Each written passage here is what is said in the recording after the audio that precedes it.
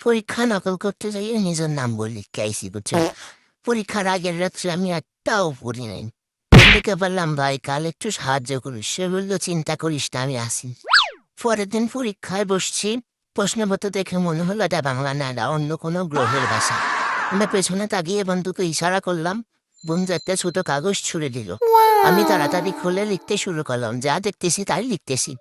এক পৃষ্ঠা, 2 পৃষ্ঠা, 3 পৃষ্ঠা। আমি তো খুশি, ভাবলাম আজকে পাশ নিশ্চিত। হঠাৎ করে স্যার এসে বললেন, এত লিখছ কি? আমি বললাম স্যার কঠোর পরিশ্রমের ফল। স্যারের সন্দেহের চোখে তাকিয়ে চলে গেলেন। পরীক্ষা শেষ, খাতা জমা দিয়ে বের হচ্ছি। বন্ধু দৌড়ে এসে বলল, ভাই কাগজটা ঠিক মতো দেখছি দিত? আমি বললাম হ্যাঁ, সব দেখে ফেলেছি।